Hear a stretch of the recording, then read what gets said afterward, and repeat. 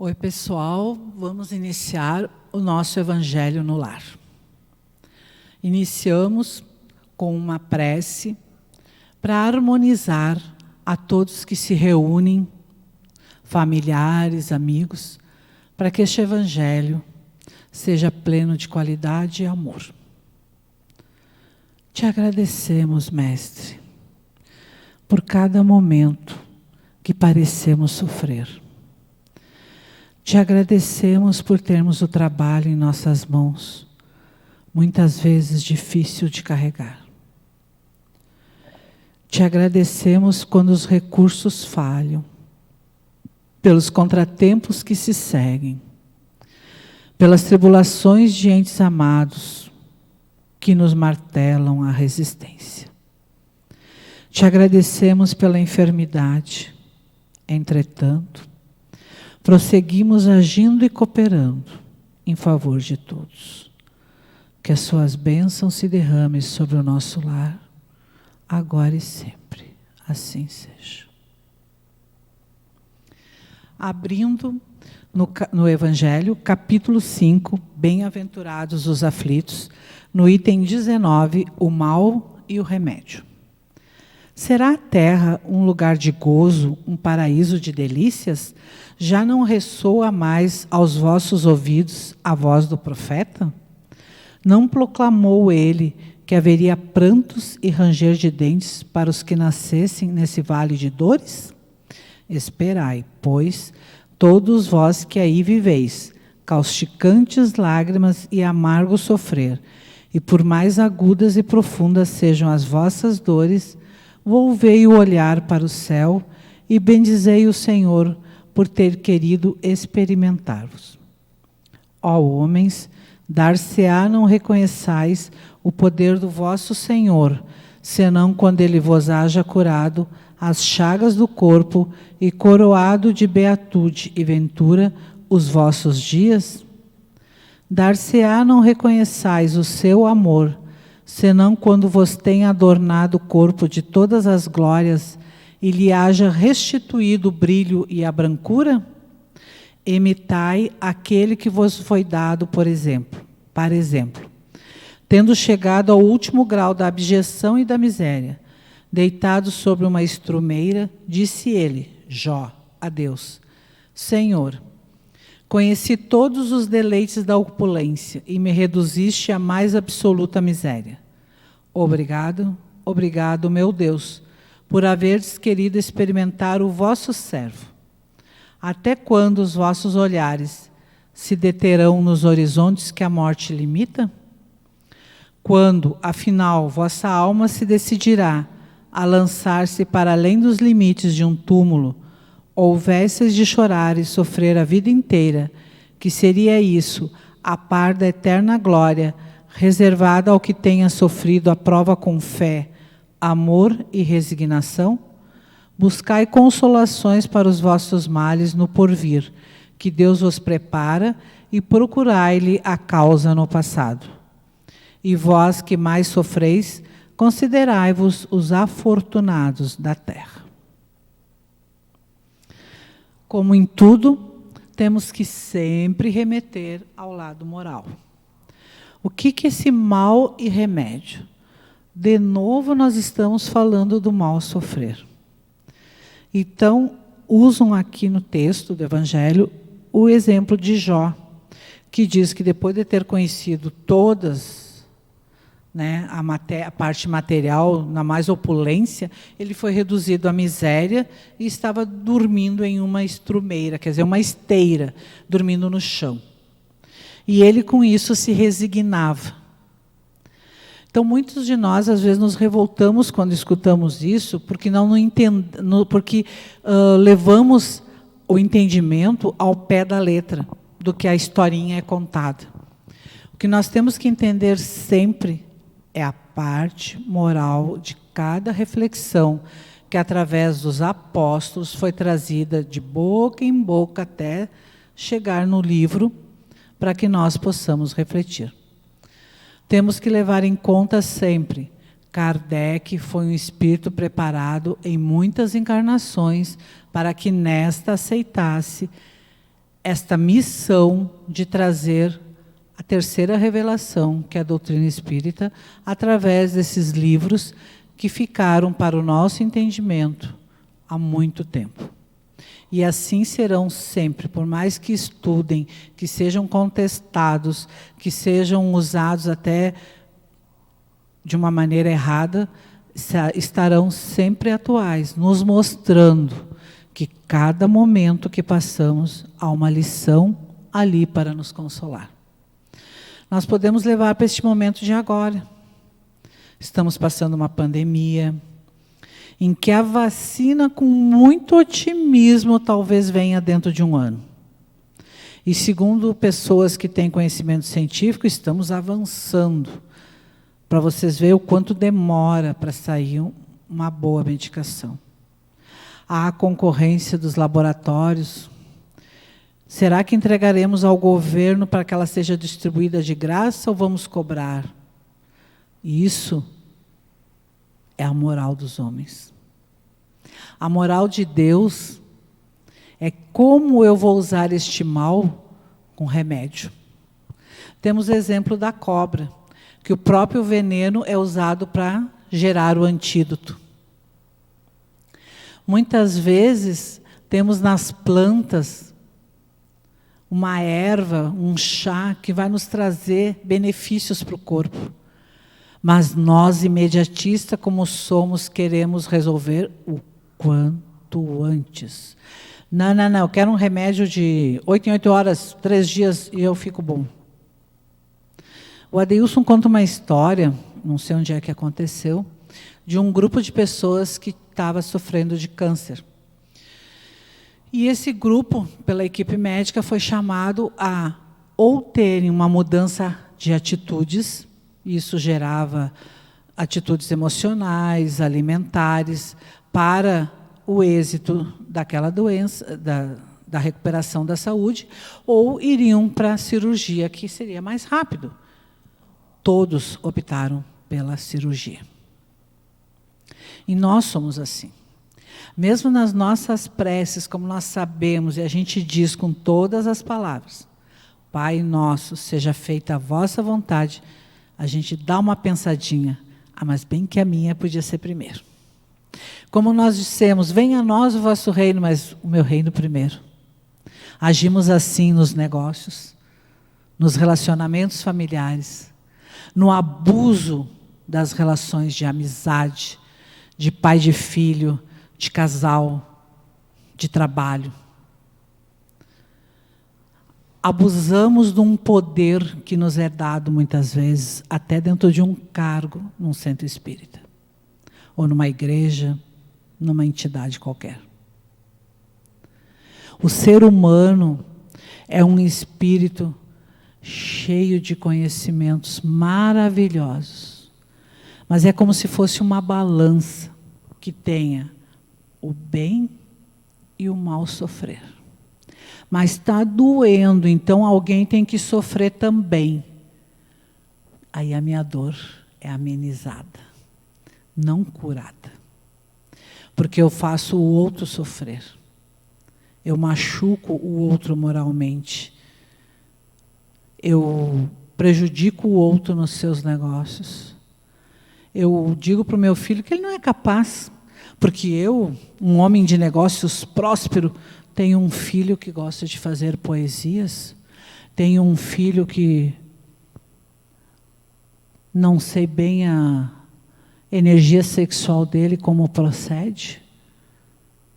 E ali nós mostramos que o lado moral nosso, às vezes está bem baixinho, bem longe de podermos pregarmos alguma moral para os outros.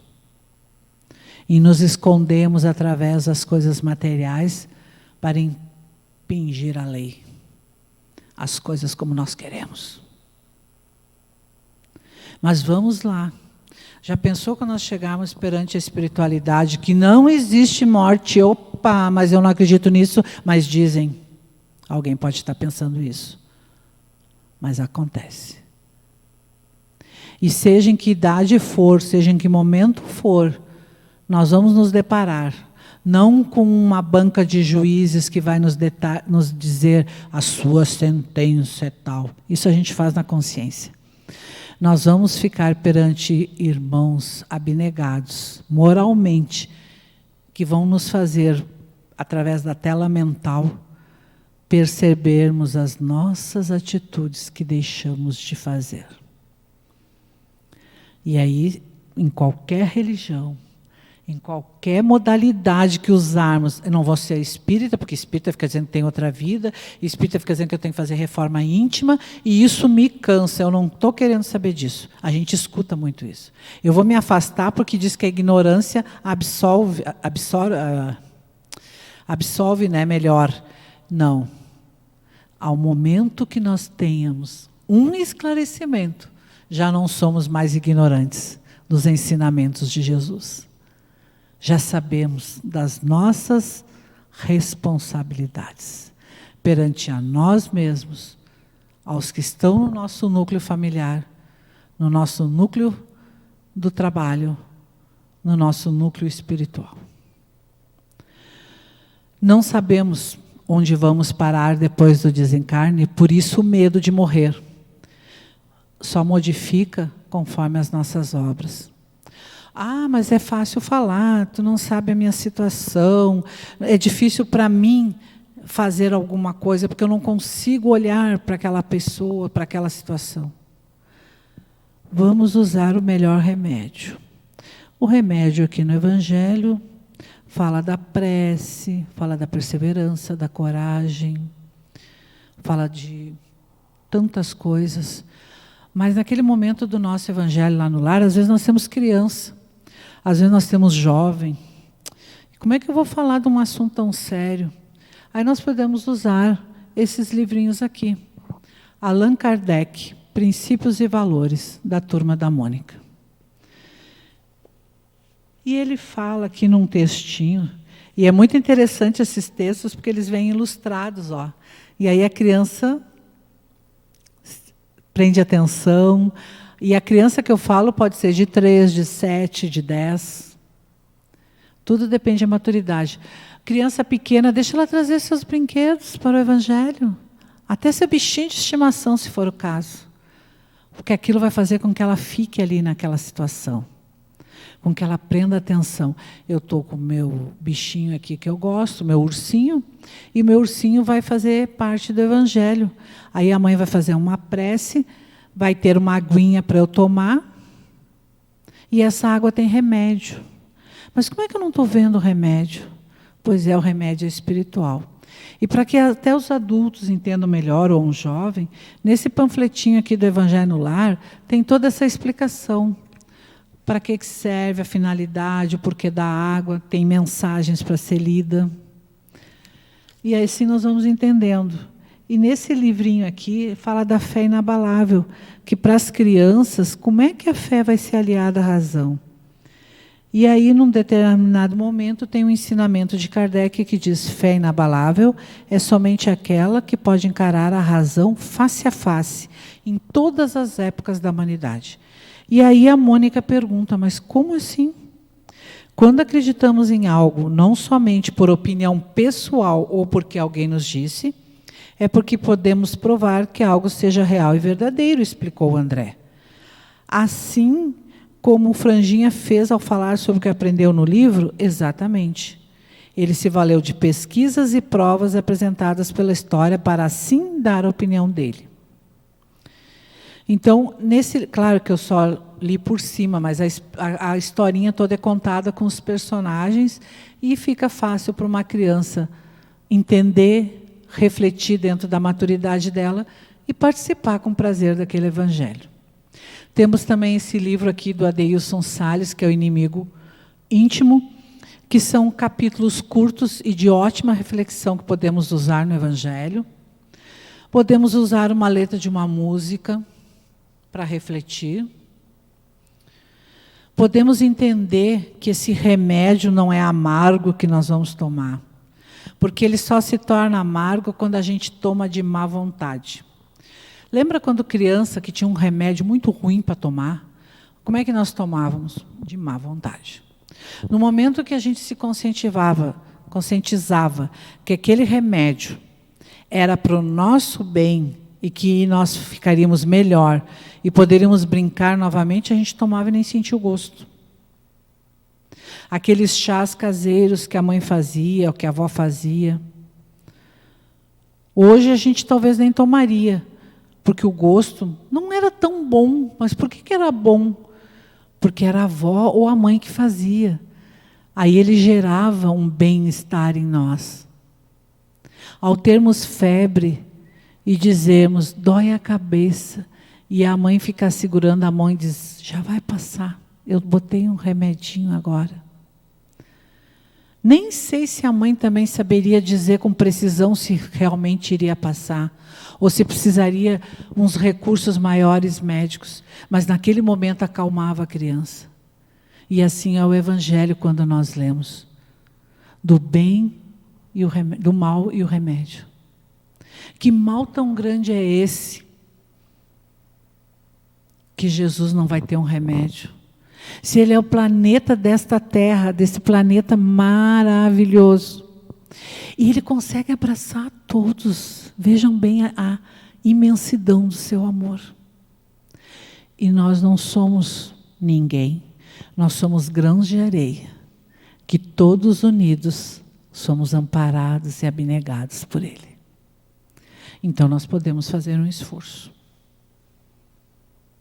de aceitar, não aceitar só para dizer que a gente é espírita, ou só para dizer que a gente é bonzinho, não. De realmente poder olhar o outro e dizer, tu queres ter razão, eu só quero ser feliz. Porque a razão faz com que as brigas aconteçam.